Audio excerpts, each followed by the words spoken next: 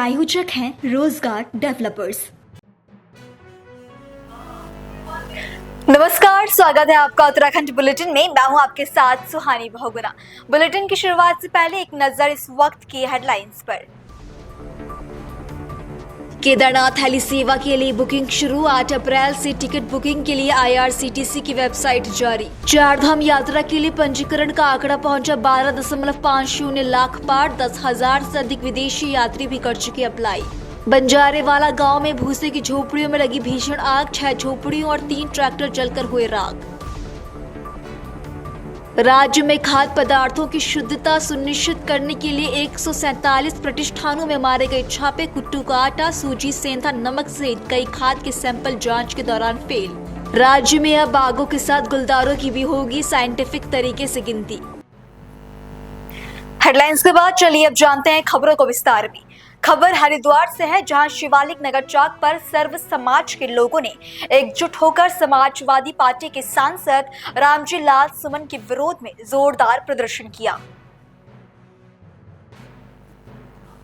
वीर योद्धा राणा सांगा पर की गई अभद्र टिप्पणी के विरोध में आक्रोशित लोगों ने नारेबाजी करते हुए उनका पुतला दहन कर अपना आक्रोश व्यक्त किया। आज आपने पुतला दहन किया है, क्या विषय था? विषय भैया ये है कि आज आपके हरिद्वार में जो पुतला दहन का कार्यक्रम हुआ है, एक राज्यसभा सांसद जो कि मानसिक रूप से दिवालिया है, उसे इतिहास में महापुरुषों के विषय में संज्ञान नहीं है। किसी भी झूठी पॉपुलैरिटी पाने के लिए ये इस तरीके के नेता बयान दे देते हैं। उन्होंने वीर शिरोमणि हमारे महाराणा सांगा के लिए बोला है कि वह व्यक्ति देश के लिए गद्दार थे। मैं प्रत्येक व्यक्ति जो भी यहाँ पर खड़ा हो, चाहे वो कोई भी व्यक्ति हो, क्या किसी महापुरुषों का अपमान किया जाता है? उन्होंने उनके लिए गद्दार बोला है। उनके शरीर पर 80 घाव लगे थे। 80 घाव लगने पर एक उनकी भुजा कटी हुई थी, आंखों में रोशनी हुई थी। उसके बाद भी वो व्यक्ति युद्ध लड़ते रहे और वो हिंदुस्तान के लिए लड़ रहे थे, किसी जाति विशेष के लिए युद्ध नहीं लड़ते। उनको इतिहास की जानकारी नहीं थी। उन्होंने जो बयान दिया, उस बयान के लिए हम सभी लोग आज पूरे भारतवर्ष में उस, मुझे लग रहा है, दिवालिया के पागल व्यक्ति के लिए पुतले फूके जा रहे हैं। और हम सभी लोगों का हर जगह जाकर आह्वान कर रहे हैं कि 12 तारीख में वीर शिरोमणि महाराणा सांगा जी का जन्मदिन है। हम सभी लोग आगरा पहुंच रहे हैं और हरिद्वार में भी सभी लोगों से आह्वान करना है कि अधिक से अधिक संख्या में सभी लोग 12 तारीख को आगरा पहुंचे और उस पागल व्यक्ति का जवाब देना है। और हम तो चाहते हैं कि उसकी राज्यसभा सदस्यता भंग कर दी जाए। जब इस तरीके के कोई बयान आते हैं तो आप कार्रवाई की क्या मांग करते हैं सरकार की? कार्रवाई, उसकी सबसे बड़ी कार्रवाई है वो किस समय बैठा है, जिस सदन में बैठा है वो जीत कर नहीं आया है, उसे एक नॉमिनेट किया गया, उसकी राज्यसभा सदस्यता जो है वो खत्म कर दी जाए। मैं अपने मुख्यमंत्री, प्रधानमंत्री और जो भी हमारे क्या नाम सांसद के जितने भी सदस्य हैं, मैं तो कहता हूँ उसको वहीं पर मुंहतोड़ जवाब देना चाहिए था। हमारे 22 सदस्य बैठे थे, उसकी वहीं जीभ निकाल लेनी चाहिए थी। तो हमारी मांग ये है उसकी राज्यसभा सदस्यता जो है वो भंग कर दी जाए। ऐसे लोगों को रोकने के लिए आने वाली पीढ़ी को क्या संदेश देना? आने वाली पीढ़ी को तो मैं यही कहूंगा कि देखो, महापुरुष किसी के भी हो, अगर आप हमारे महापुरुषों का सम्मान नहीं करेंगे तो कल आपके नहीं करेगा। आज मेरे साथ यह सभी बिरादरी के लोग हैं, सैनी समाज से, कश्यप समाज से, जाटव समाज से, पंजाबी समाज से, सभी समाज से लोग हैं। मैं सभी से कहूंगा अपनी पीढ़ी से कि अपने महापुरुषों के लिए अगर हमें कुछ भी करना पड़ जाए तो हम जिस स्तर तक जाना पड़ेगा हम उसी स्तर तक चले जाएंगे। जिंदाबाद, जिंदाबाद। जब तक वो अपनी गलती को गलती नहीं मानेंगे तब तक ऐसे ही हमले होते रहेंगे, हमेशा ऐसे ही हमले होते रहेंगे। और 12 तारीख को भी उनका इलाज करा जाएगा। हमारे जो साथियों के साथ में दुर्घटना हुई है वहाँ पर, उसका भी हिसाब पूरा कर लिया जाएगा। और इसके लिए हम अब के बार दल और बल के साथ तैयार जाएंगे। कम से कम 10,000 गाड़ी है, कम से कम 10,000 गाड़ियों के साथ हम सब लोग आगरा कूच कर रहे हैं। और उस दिन आगरा में जो मंजर देखने को मिलेगा वो शायद इस तरीके का व्यक्ति कभी इस तरीके की भाषा नहीं बोलेगा। उत्तर प्रदेश सरकार के द्वारा कुछ मुकदमे भी किए गए हैं करनी सेना के कार्यकर्ताओं के ऊपर। करनी सेना मुकदमे तो हम पहले से झेलते आ रहे हैं। अगर अपने पुरखों के सम्मान के लिए हमें मुकदमे छोड़ो, जान भी देनी पड़ेगी, वो भी दी जाएगी, उसमें कोई वो नहीं है। सरकार से क्या मांग करते हैं? सरकार से कोई मांग नहीं है हमारी। सरकार से तो सिर्फ एक मांग है कि हमारा जो है हमारे देश का और सर्व समाज का कभी भी ऐसा राज्यसभा उसकी जो है राज्यसभा सदस्य नियुक्त होगी। बस के लोग इकट्ठा हुए हैं जो राज्यसभा से सांसद हैं, रामलाल जी। वैसे जी इनके लिए मेरे लिए ठीक नहीं है कहना, क्योंकि जी लायक है नहीं है। इन्होंने जो है हमारे जो है पूर्वज राणा सांगा जी के खिलाफ जो उन्हें गद्दार कहा है, उसके खिलाफ हम लोग यहाँ इकट्ठा हुए हैं और सब समाज में इसके लिए आक्रोश है। और हम चाहते हैं सरकार से कि इनकी राज्यसभा सदस्यता जो है खत्म करी जाए और उन पे एक मुकदमा चलाया जाए देशद्रोह का, क्योंकि राणा सांगा जी जो है अपना प्राण जो है निछावर कर दिया इस देश के लिए, ठीक है, बाहर के लोगों से, मुगलों से लड़ते लड़ते। तो अब मेरे को ये दुख होता है, मुझे ये दुख होता है कि आज के समय में भी ऐसे गद्दार लोग, रामलाल जैसे गद्दार लोग संसद में बैठे हैं, राज्यसभा सांसद बने बैठे हैं। तो अगर ऐसे लोग रहेंगे तो हमारा देश कहाँ जाएगा। तो मेरा सरकार से ये निवेदन है कि रामलाल की जो है सदस्यता निरस्त करी जाए और उस पर एक देशद्रोह का मुकदमा भी लगाया जाए। खबर कोटद्वार से, जहां महापौर शैलेंद्र सिंह रावत ने विधिवत पूजा अर्चना कर नवनिर्मित महापौर कार्यालय का उद्घाटन किया।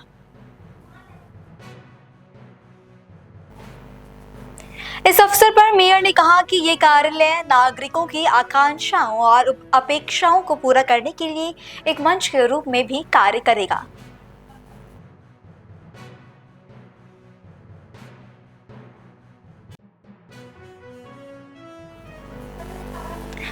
खबर हरिद्वार से, जहां रग्बी एसोसिएशन के कोषाध्यक्ष आयुष सैनी के खिलाफ कुछ खिलाड़ियों ने षड्यंत्र किया है। कुछ खिलाड़ियों का चयन न होने की वजह से उनके खिलाफ षड्यंत्र रचा गया। होता है उनमें उनके साथ हमेशा एक कोच रहता है जो कि एक फीमेल मेंबर ही होती है। उनको ग्राउंड जाना है या फिर उनको मेडिकल रूम जाना है या फिर उनको लंच ब्रेक, डिनर, ब्रेकफास्ट कहीं भी जाना है, उनके साथ वो कोच हमेशा मौजूद होती है। तो आयुष सैनी सर पे जो आरोप लगा था वो एकदम ही गलत है, क्योंकि उस रात जो हुआ था वो मैं आपको बताती हूँ। उस रात तन्नू जिसने ये बात बोली है कि रूम में कोच आते थे, वो ऐसा कुछ नहीं था। उस दिन उसको ओपरा जो आपको पता होगा उसको वो हुआ था और हम लोगों के अंडर से कंट्रोल चला गया था। हमें समझ नहीं आ रहा था हम क्या करें, इसलिए हमने सर को बोला था और उसको लेके गए थे हॉस्पिटल। उसके बाद तो इसलिए हमने सर को बुलाया था। और जब भी सर को बुलाते थे, कोई भी मेल मेंबर आता था रूम्स में तो हमेशा मेरे प्रेजेंस में आता था। और ऐसा कभी नहीं हुआ कि कोई भी मेल मेंबर आ रहा है तो मुझे ना पता हो या फिर मैं उनके साथ ना प्रेजेंट हो उस समय। आरोप लगाने की मेन वजह तो अब तन्नू जानती है, पर मैं आपको ये बताना चाहती हूँ, अगर उसको इस बात की दिक्कत थी तो उसने नेशनल गेम्स में बोलना चाहिए था, उसी समय कैंप में बोलना चाहिए था, मेरे पास आना चाहिए था, पर वो नहीं आई। अब इतने टाइम बाद, जब 1 महीना बीत चुका है, उसके बाद उसको याद आ रहा है कि ऐसा हुआ था। अगर हुआ होता तो उसी समय एक लड़की को अपने लिए आवाज उठानी चाहिए, जो उसने नहीं उठाई। अब जब सब अलग बातें आ रही है, उसके साथ ये बात क्यों आई है?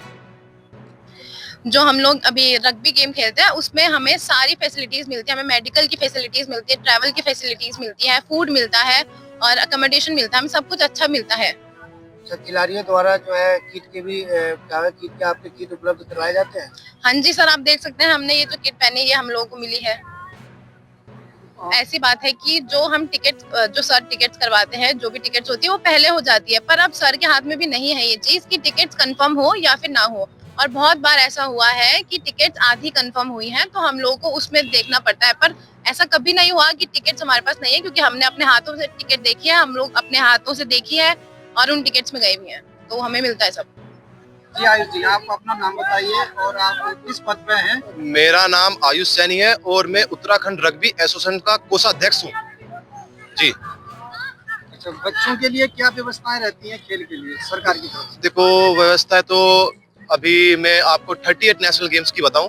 38 नेशनल गेम्स में बच्चों के लिए बहुत अच्छी फैसिलिटी सरकार ने, मतलब खाने की व्यवस्था और रुकने की व्यवस्था, बच्चों की ट्रैक सूट, जूते, किट विट और ब्लेजर सब कुछ दिया है बच्चों को। मतलब ऐसा नहीं है, बच्चों को अच्छी फैसिलिटी सरकार दे रही है। हाँ, बच्चे देखो नाराज होते हैं, देखो वो तो सभी गेम के होते हैं, ऐसा नहीं है। देखो, जिसका सिलेक्शन नहीं होता तो वो नाराज होते ही है। पहली बात मैं आपको बताऊं, 38 नेशनल गेम्स में 12 ही प्लेयर खेल सकते हैं रग्बी में, और 8 प्लेयर ऐसे थे जो हरिद्वार जिले से खेल लेते। देखो, उनका कहने का मतलब है, जिन्होंने मेरे पे आरोप लगाए हैं, वो सोचते हैं कि हरिद्वार के ही सारे प्लेयर हम खेले। और उत्तराखंड रग्बी एसोसिएशन का रूल है कि हर डिस्ट्रिक्ट से प्लेयर आए खेलने के लिए। अब आप देख सकते हो, काफी डिस्ट्रिक्ट से इस बार खेलने के लिए आए हैं, नैनीताल से भी और उधम सिंह नगर से भी और चमोली से भी, देहरादून से भी। तो ये चीजें मतलब कि मैं 38 नेशनल गेम्स में कोच नहीं था, मैं एक प्लेयर था और मेरे पास प्लेयर का सर्टिफिकेट है। और रही बात सिलेक्शन की, सिलेक्शन करते हैं कमेटी, जो कि कमेटी बनी हुई थी इस बार 38 नेशनल गेम्स में, जिसमें हमारा इंडिया प्लेयर और उपाध्यक्ष जी और कमेटी के कुछ मेंबर थे जिन्होंने ये सिलेक्शन किया। और जो हमारे कोच थे वो आए हुए थे दिल्ली से और वेस्ट बंगाल से, और जिसमें हमारी जो अनीसा कोच है ये फीमेल की कोच थी। और मैं आपको बताना चाहूँ, एक आरोप और लगाया मेरे पास, तन्नू ने जो लगाया है कि कोच रूम में आते थे। पहली बात तो यह है कि मैं कोच नहीं था, आयुष सैनी जी आते थे। और आप गर्ल्स से पूछ लीजिए, जितनी गर्ल्स आई हुई है, कि रूम में क्यों आए। मेरा क्वेश्चन है क्यों आए। आप गर्ल्स बताएंगी कि कोच साहब क्यों आए, क्यों बुलाया गया कोच साहब को। जब उसकी तबीयत खराब हुई अचानक, जब इन पे कंट्रोल नहीं हुआ, तो तब नीचे से बुलाया गया कि इसकी तबीयत ज्यादा ही खराब होगी। तो कोच साहब को, मतलब कोच को, जो दिल्ली वाले थे उनके पास फोन आया, उन्होंने मेरे को बुलाया कि ऐसे ऐसे कार में लेके उनको जाना है। और आप, ये अनीसा जी है जो 38 नेशनल गेम्स में कोच थी, ये आपको बता देगी। उनमें 1280 रुपए पर प्लेयर आए थे। उसमें क्या था, रुकने का और खाने का था, स्टे और फूड, जिसमें बच्चों ने होटल में रुके थे। और होटल वाले के पैसे अभी तक, ये वो बच्चे हैं जो विरोध कर रहे हैं, जिन्होंने अभी तक होटल वालों के पैसे नहीं दिए हैं। ये सोच रहे हैं कि मैं होटल वालों के पैसे रख के बस हम ये विरोध करके हमारे पैसे, किसी पे 30,000 रुपए है, किसी पे 10,000 रुपए है, किसी पे 20,000 रुपए, ऐसे करके ये वो सोच रहे हैं कि वो पैसा ना देना पड़े हमें। और एक चीज मैं और आपको बताना चाहूंगा, अगर उत्तराखंड रग्बी एसोसिएशन को इन हुमाम यावर और राहिल राणा और हैप्पी और आदित्य कुमार, वासु और राहुल गुप्ता के द्वारा अगर उत्तराखंड रग्बी एसोसिएशन को हानि पहुंचती है और मुझे कुछ होता है, क्योंकि इन्होंने एक पोस्ट डाली थी रात, राहिल राणा ने, कि टाइम रख लो, टाइम लड़ाई की पोस्ट डाली थी और बदमाशी के गाने लगा रहे हैं।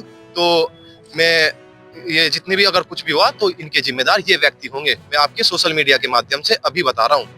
तरफ से आपको धमकी दी जा रही है कि हमें खेलों में रखा जाए या हमें कोई जिम्मेदारी दी जाए?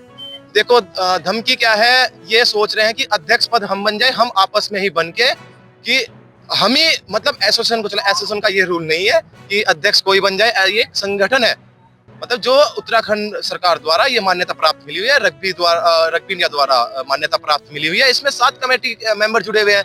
ऐसे थोड़ा ही हो जाएगा कि किसी को भी एसोसिएशन मिल जाएगी। जो काम कर रहा है, मैं 8-9 साल से यहाँ पे काम कर रहा हूँ, ग्राउंड लेवल पे काम कर रहा हूँ, जिसमें आज मेरे पास 4 से 5,000 बच्चे पूरे उत्तराखंड में हर स्कूलों में जा के मतलब रग्बी गेम को प्रमोट कर रहा हूँ। और आज वो बच्चे, मतलब जिनको मैंने सिखाया ग्राउंड लेवल से, मतलब सिखाया मैंने, आज वही मेरे खिलाफ होके मतलब ये बात करें, जिनका इसलिए क्योंकि उनका सिलेक्शन नहीं हुआ।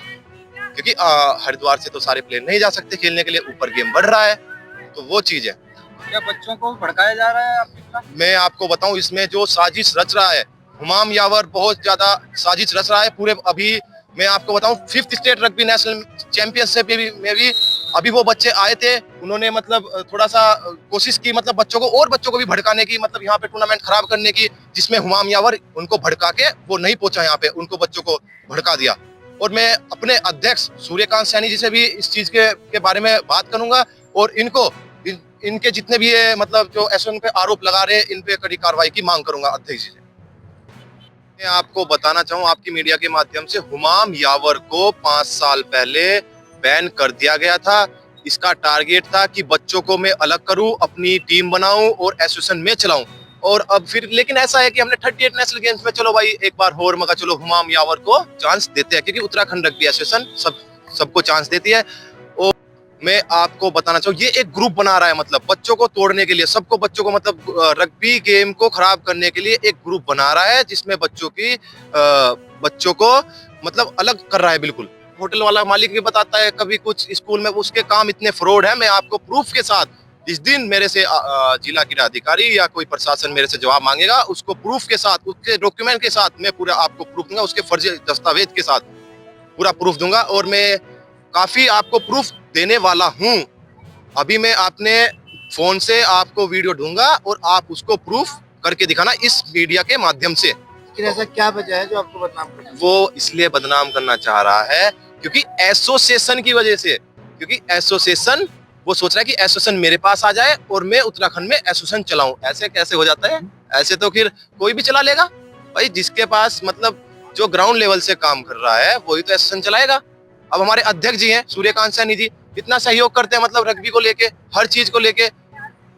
आप महिला कोच हैं, और जो लड़कियां हैं उनकी व्यवस्थाएं क्या रहती हैं? जब बाहर स्टेट में जाते हैं तो उनकी किस तरीके की व्यवस्था मिलती है, क्या सुरक्षा दी जाती है?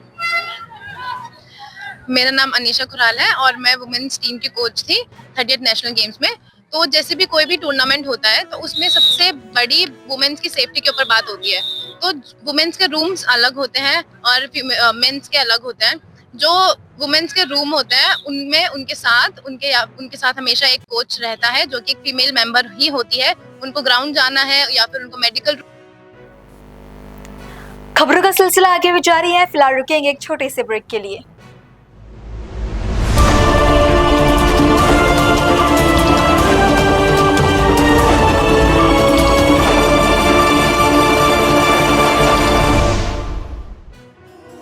रोजगार डेवलपर्स की ओर से आप सभी को चैत्र नवरात्रि की हार्दिक शुभकामनाएं। रोजगार डेवलपर्स, अ यूनिट ऑफ रोजगार डेवलपर्स एंड प्राइवेट लिमिटेड। घर वहीं जहां हो आपका भरोसा। पिछले 15 सालों से आपके सपनों का घर हमारी प्रतिबद्धता।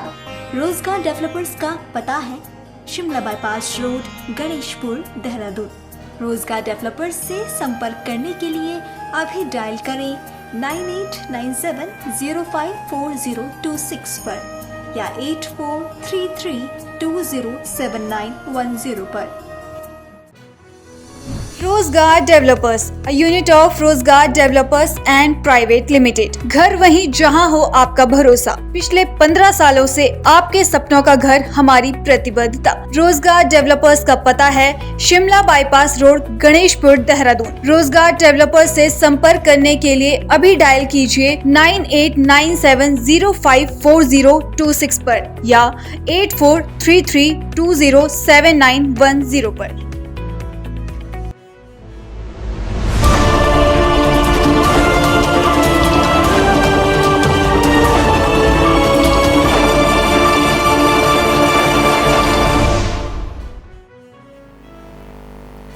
ब्रेक के बाद आपका बुलेटिन में फिर से स्वागत है। पुलिस महानिरीक्षक नारायण सिंह नपलचियाल हरिद्वार पहुंचे, जहां एक बैठक आयोजित की गई। इस बैठक में चार धाम यात्रा, कावड़ मेला और कुंभ मेला 2027 और साथ ही यातायात व्यवस्थाओं को लेकर चर्चा की गई। इस बैठक में एसएसपी सहित कई अधिकारी भी मौजूद थे। आज जो हमारे अभी कुछ ही दिनों में हमारा चार धाम यात्रा शुरू होने वाली है और 2027 में जो प्रस्तावित कुंभ है उसके दृष्टिगत हरिद्वार पुलिस के साथ हमारी मीटिंग हुई है। तो उसमें जो हमारा चार धाम यात्रा और कुंभ में जो ट्रैफिक का हमारा आवागमन रहेगा विभिन्न हमारे जो रूट्स से, तो उसके संबंध में हमने स्थलीय निरीक्षण यहाँ की हमारी जो कोर कमेटी बनी हुई है तो उसके साथ मेरे द्वारा निरीक्षण किया गया। तो उसमें हमने सारे जो रूट प्लान है हमारे कि कैसे ट्रैफिक और पब्लिक का फ्लो आएगा और उनके लिए स्थायी और अस्थायी जो पार्किंग्स होंगे और कैसे रूट्स को व्यवस्थित किया जाएगा, कहाँ पर हमारे इंफ्रास्ट्रक्चर बैरियर्स वगैरह जो लगेंगे, कहाँ हमारे मैन पावर डिप्लॉय होगा, तो उस संबंध में जो है पूरी विस्तृत चर्चा की गई है। और इसमें जो है जो एसएसपी हरिद्वार के द्वारा जो डिमांड्स करी गई है उस पर भी हमने अवलोकन किया। तो उसको हम पूरा कोशिश करेंगे कि हमारे जो इनको पूरा मैन पावर और जो इक्विपमेंट्स वगैरह जो उनके द्वारा डिमांड करी गई है उसको हम दें और जो हमारी चार धाम यात्रा और आगामी कुंभ की जो पूरी तैयारी है वो हम सुचारू कर सकें। खबर उत्तरकाशी से है, जहां चारधाम यात्रा से पहले सरकार की टेंशन बढ़ गई है। यात्रा मार्ग पर चलने वाले घोड़े खच्चरों में 51 इन्फ्लुएंजा की पुष्टि हुई है, जिसके बाद सरकार सतर्क हो गई है और यात्रा मार्ग पर चलने वाले सभी घोड़े खच्चरों का सैंपल लिया जा रहा है। जी सर, आजकल एक बीमारी निकल रही है, क्या बीमारी है और किस तरह से काम हो रहा है? आप सैंपल निकाल रहे हैं, क्या कहेंगे? जी, बीमारी इक्वाइन इन्फ्लुएंजा के जो है लक्षण रुद्रप्रयाग में पाए गए हैं। जी जी, जिस कारण उच्च अधिकारियों के निर्देशानुसार आज इक्वाइन पशुओं का, खच्चर, घोड़े, इन सभी का जो है ब्लड सैंपल लिया जा रहा है परीक्षण के लिए। अभी तक कितने हो गए हैं लगभग जिले में? अभी तक आज दिनांक में हमने जो है 28 सैंपल कलेक्ट किए हैं और ये कार्यक्रम कब तक चलेगा? ये कार्यक्रम क्षेत्र के जितने भी जो है पशु, घोड़े खच्चर पशु हैं, इक्वाइन पशु, जब तक सभी का सैंपल लिया जाएगा तब तक चलेगा। खबर पौड़ी से है, जहां पुलिस घर घर जाकर जरूरतमंद लोगों को राशन किट का वितरण कर रही है। पुलिस सीनियर सिटीजन, निर्धन, गरीब, असहाय लोगों से डोर टू डोर मुलाकात कर उनकी कुशल क्षेम पूछ रही है।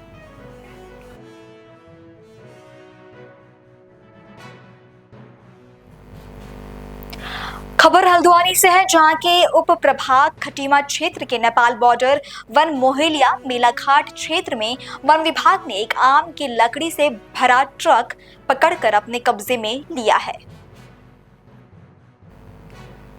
एसडीओ वन विभाग ने बताया कि मुलाजिम ट्रक छोड़कर फरार हो गए और अग्रिम कार्रवाई की जा रही है। हमको सूत्रों से जानकारी प्राप्त हुई थी कि वन मोहलिया से लगे हुए जो हमारा अतिक्रमण क्षेत्र है, वहाँ पर एक आम की लकड़ी से भरा हुआ ट्रक एक वहाँ पर आ रहा है। तो हमारे द्वारा वहाँ पर टीम को भेजा गया था और टीम ने पूरी तत्परता के साथ उस ट्रक को लकड़ी के साथ अपने कब्जे में ले लिया है। अग्रिम कार्रवाई अभी की जा रही है। एसटू केस हमारे द्वारा दर्ज कर लिया गया है और हमें भी ये पता लगाने का प्रयास कर रहे हैं कि लकड़ी कहाँ से आई है। ये हम कर रहे हैं। आगे भी इसी प्रकार की जो भी इस प्रकार की गतिविधियां हैं उस पर रोक लगाने के लिए हम प्रयासरत रहेंगे। अभी तो इसका विश्वस्त रूप से पता नहीं चल पाया है, लेकिन जल्दी हम आपको जानकारी उपलब्ध करवा देंगे। अभी इसमें मुलजिम तो नहीं पकड़े गए हैं। जो मुलजिम थे वो ट्रक छोड़कर भाग गए थे, तो अभी हम ट्रक को हमारी सुपुर्दगी में हैं और हम निश्चित रूप से जान लेंगे कुछ दिनों की जाँच पड़ताल के उपरांत कि कौन इसके पीछे किसका हाथ है। वक्फ संशोधन बिल पर उच्च सदन यानी राज्यसभा की मुहर भी लग गई है। वहीं अब उत्तराखंड के मुख्यमंत्री पुष्कर सिंह धामी ने इस पर अपनी प्रतिक्रिया व्यक्त की। सीएम धामी ने कहा कि ये विधेयक पारदर्शिता, न्याय और सभी नागरिकों के संवैधानिक अधिकारों की रक्षा की दिशा में एक महत्वपूर्ण कदम है। सर, लोकसभा में राज्यसभा दोनों जगह पास हो गया, सर क्या कहेंगे? देखिए, ये लंबे समय से एक जो लोगों का कब्जा इन जमीनों पर था और तमाम ऐसी जमीनें जो पंचायतों की थी, देव स्थानों की थी या किसी अन्य विभागों की, वक्फ में शामिल कर लिया जाता था। अब वो सब जमीनें जो है उस क्राइटेरिया से बाहर आएंगी, उसमें अनेक काम हो सकेंगे। उत्तराखंड के अंदर बहुत सारे ऐसे मामले हैं, कई हजारों, उत्तराखंड बनते समय जो संख्या थी उसमें कई हजारों की बढ़ोतरी हुई है।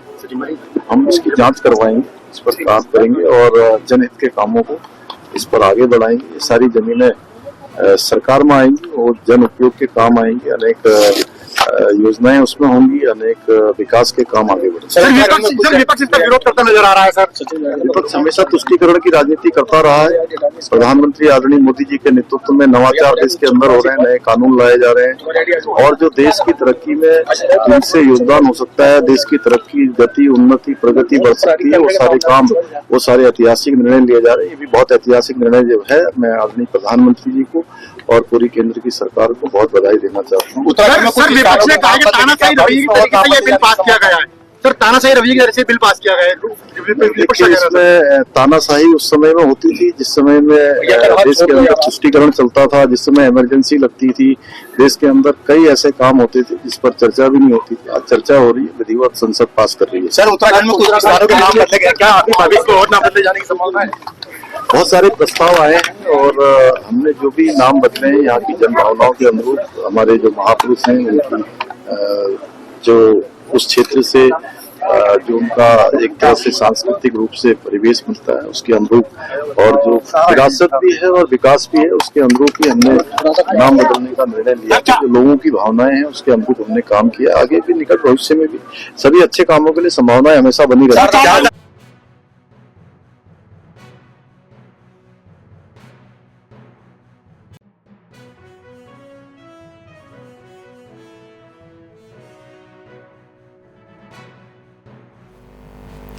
फिलहाल बुलेटिन में इतना ही। देश और दुनिया की बाकी तमाम खबरों के लिए आप देखते रहें पल्स 24 न्यूज। नमस्कार।